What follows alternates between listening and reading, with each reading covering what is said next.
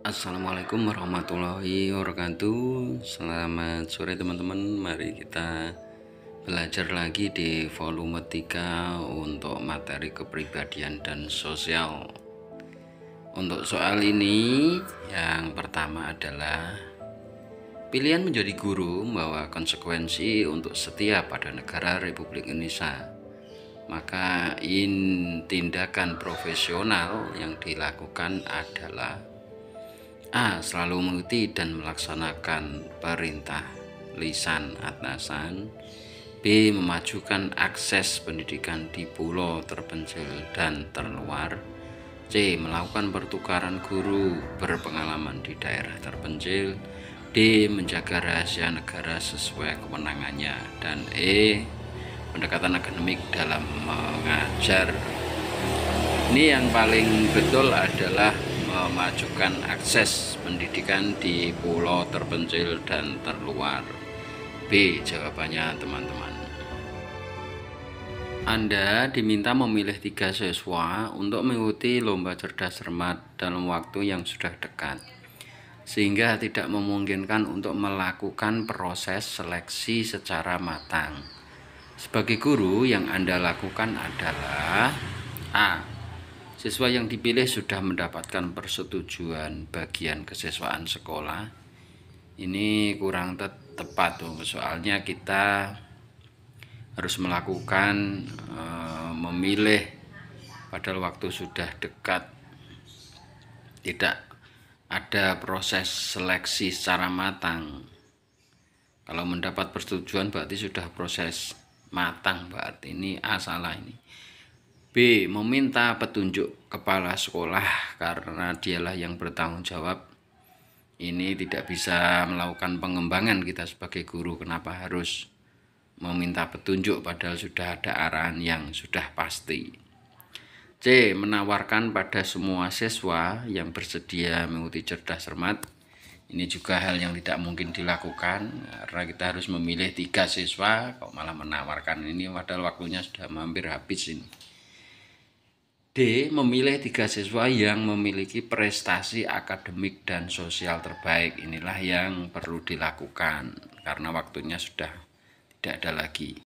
Dan E. Meminta pengurus OSIS untuk mengusahakan 3 siswa terbaik. Ini malah nanti rancu karena siswa memilih siswa. Maka jawaban yang paling tepat adalah D. Memilih 3 siswa yang memiliki prestasi akademik dan sosial terbaik.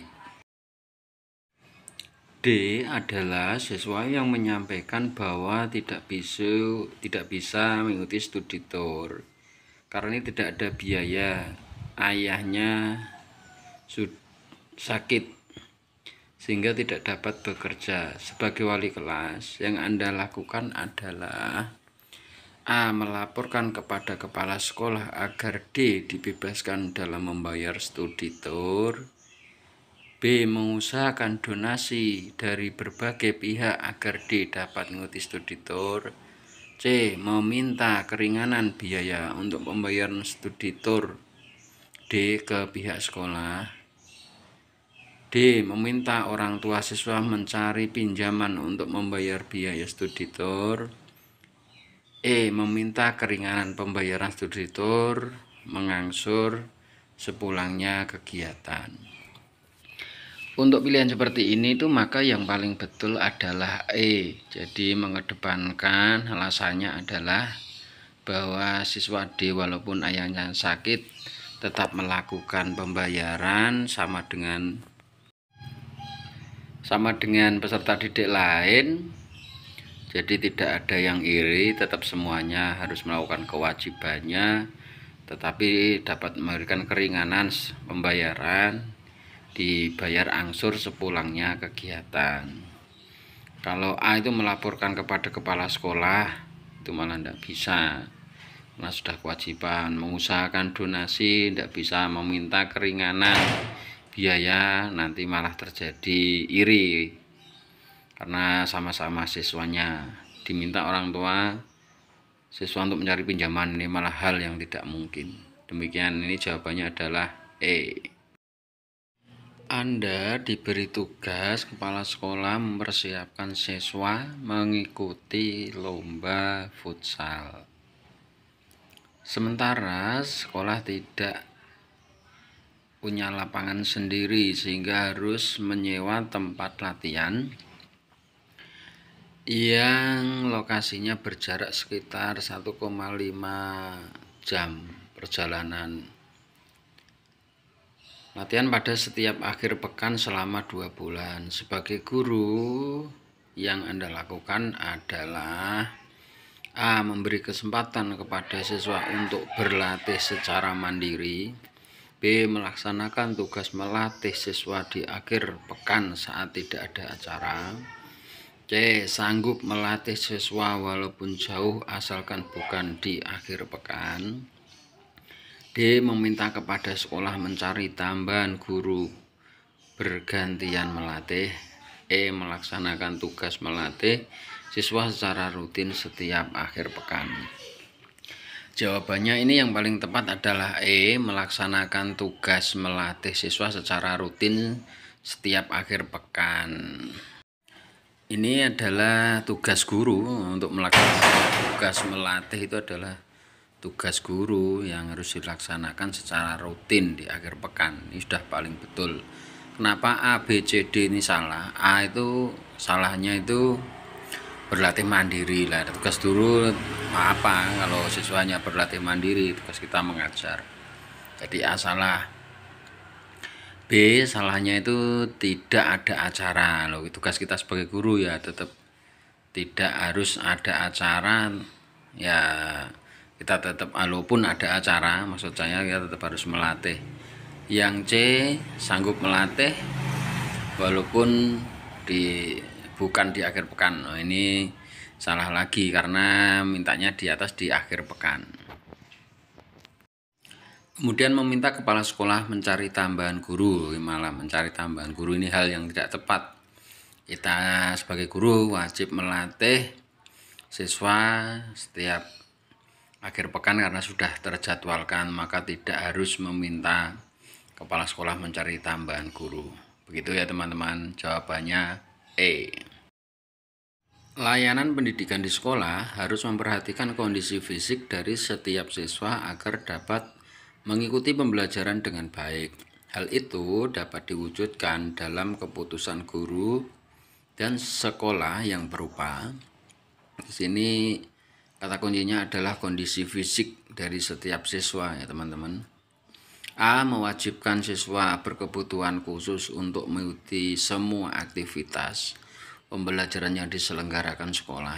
Ini mewajibkan padahal punya kebutuhan khusus, maka ini tidak bisa untuk menjawab ini. B. Meminta orang tua siswa berkebutuhan khusus untuk memindahkan anaknya di sekolah layanan khusus. Ini hal yang tidak mungkin pula.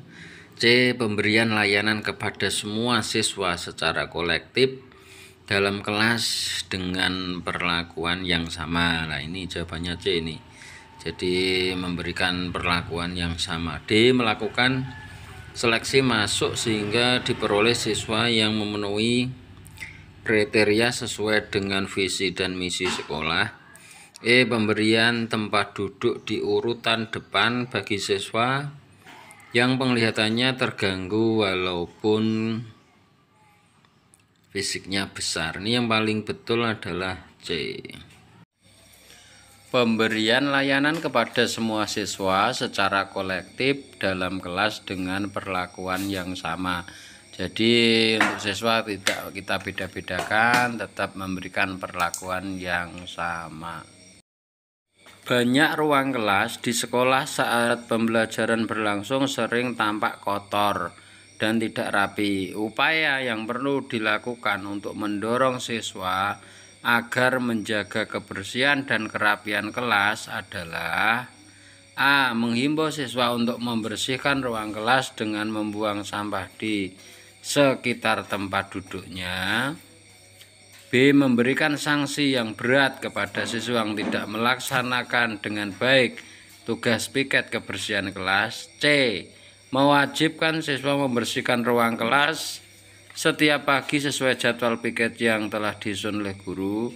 D. Mewajibkan siswa berpiket membersihkan ruang kelas setiap hari sebelum masuk dan sesudah pembelajaran. E. Memberikan kesempatan kepada siswa membersihkan ruang kelas setiap hari sebelum meninggalkan ruang kelas.